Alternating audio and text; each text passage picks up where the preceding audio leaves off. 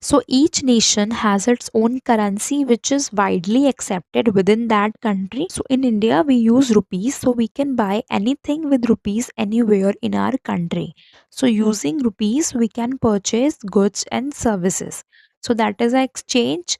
You get good, seller gets the money. Similarly, currency in America is the dollar, in Kuwait it is the dinar, and in England it is the pound. But if you have Indian rupees and you are in USA, you can't use them to buy things there. Why? Because in foreign land to purchase the goods and services, we need currency accepted in that country. So when payments are made across national borders, foreign exchange, that is foreign currency, is needed, because currency of one country is generally not accepted in some other country. So we are going to read about the chapter 6 of NCERT, that is Open Economy Macroeconomics. And in this particular chapter, we will read about foreign exchange rate, foreign exchange market, the demand and supply of foreign exchange, the types of systems in the market. So let's dive in. So we are starting with the meaning of foreign exchange, that is the meaning of foreign currency. So foreign currency is all currencies other than the domestic currency of a given country. For example, all currencies other than Indian rupees are foreign exchange for India, like US dollar, British pound, Japanese yen. So they all are foreign exchange for India. Now, suppose there is an American firm which exports goods to India. Exports mean we sell goods to foreign country, and imports mean we buy goods from foreign country. We means domestic country. Okay. So there is an American firm which exports goods to India and it would like to receive the payment in dollars.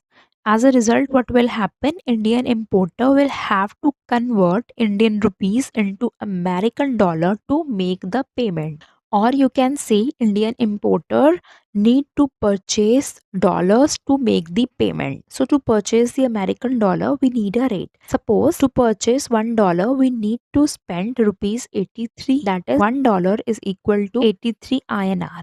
So exchange rate is rupees 83 per dollar. This is the foreign exchange rate, which is also known as Forex rate. So it is the rate at which one currency is exchanged for the other. So it represents price of one currency in terms of another currency. Or we can say that it is the amount of domestic currency that is to be paid to obtain one unit of foreign currency. So I hope now you know what the foreign exchange rate means. So foreign exchange rate can be expressed in two ways. So when I am saying $1 is equal to 83 Indian rupees, it means the number of units of domestic currency required to pay for a unit of foreign currency. And when I am saying that rupee 1 is equal to dollar 1 upon 83, it means the number of units of foreign currency which will exchange for a unit of domestic currency. So when I am saying $1 is equal to 83 rupees, so it is the rate of exchange of currency which expresses its external value, because it determines value of currency in relation to another currency. So it is also known as external value of currency. So now we know about what the foreign currency mean, what is the foreign exchange rate. Now we need to know about the foreign exchange market, what are their functions and what are the types of market there. So foreign exchange market is the market in which national currencies are traded for one another. So basically there foreign currencies are bought and sold. The buyers and sellers in the market are there are commercial bank, foreign exchange brokers, authorized dealers and monetary authorities.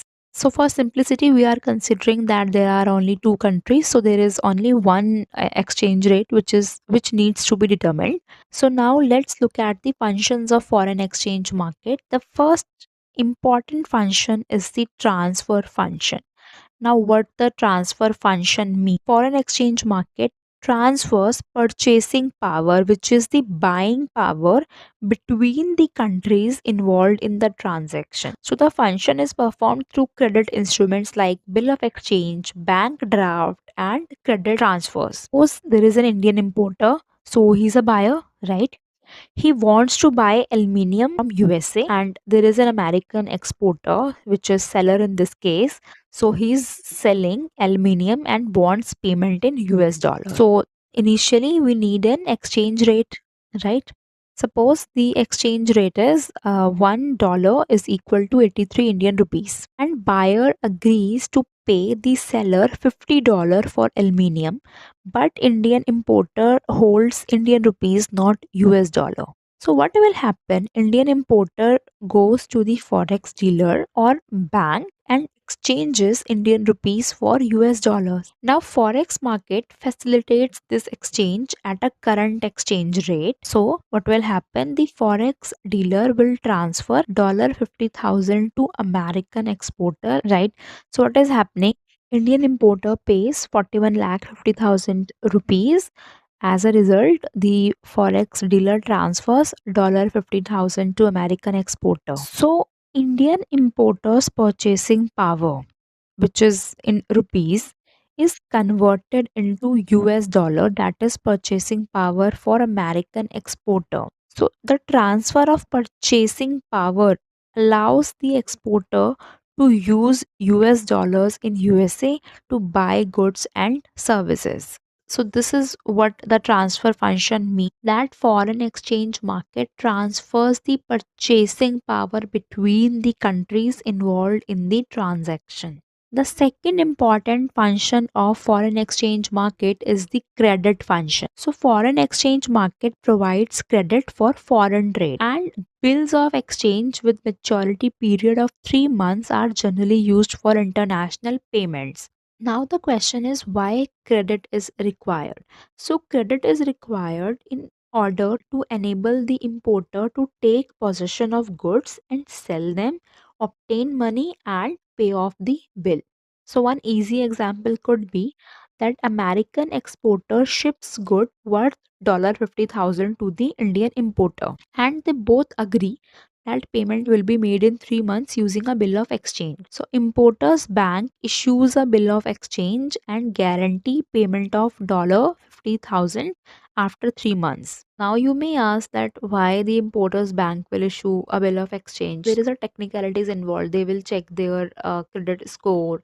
They will look at their history or etc. So we are not going into that deep. We just need to know the crux of this example. So exporter can use this bill to get funds immediately if needed by discounting it with the bank. So Indian importer uses the 3 months to sell the good, collect payments from customers and then pay $50,000.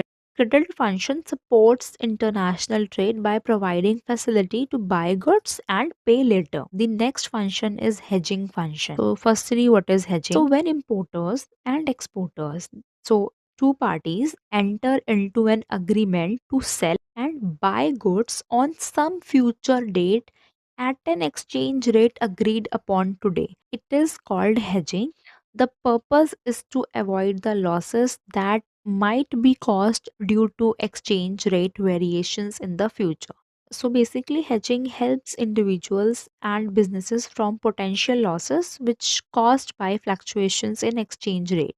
For example, suppose Indian importer has to pay $50,000 after 3 months. The forex market allows buyers and sellers to lock in an exchange rate today for a transaction that will happen in the future. So suppose they enter into a contract that they will pay $50,000, but the exchange rate is $1 is equal to 80 Indian rupees. So the purpose is to reduce the risk, but there is no guarantee that the outcome with hedging will be better than the outcome without hedging. What will happen if after 3 months exchange rate is actually 75? Means the exchange rate has decreased. So this is an importer loss. He might do better if it chooses not to hedge than if it chooses to hedge. So let's consider the three scenarios. Suppose when exchange rate is $1 equal to 80 Indian rupees, he actually has to pay 40 lakh. But in reality, If after 3 months exchange rate is $1 equal to 75, then he has to pay only 37 lakh 50,000. So if he has not hedged, so he is saving 2 lakh 50,000 here. So this is not good scenario for him. But what if the exchange rate is $1 equal to 85 Indian rupees?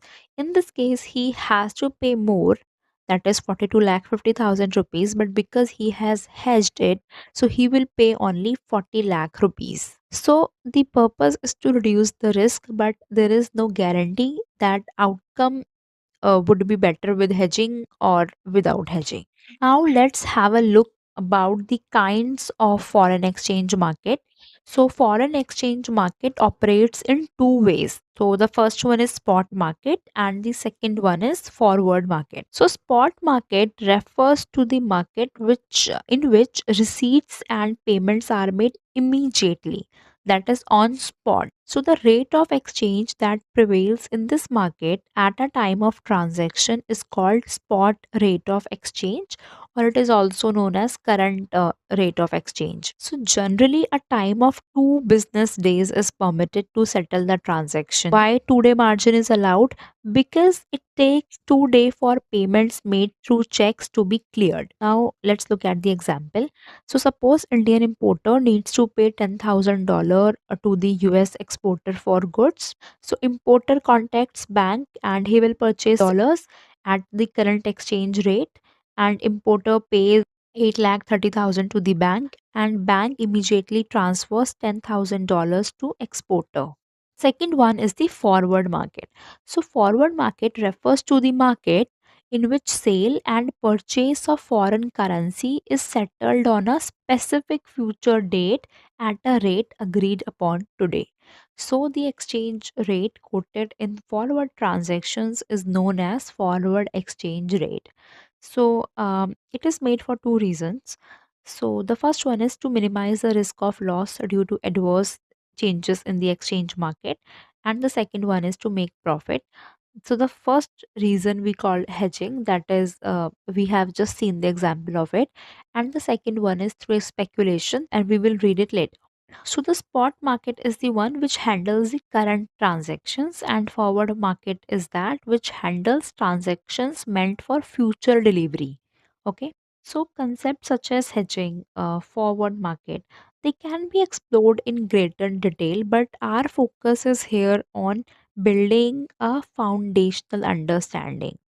So these terms are commonly used in derivatives in finance, but we mention them due to the interconnectedness of economics and finance. However, you can delve deeper into these at the intermediate level. So, in the next video, we will read about the currency appreciation, depreciation, revaluation, and devaluation.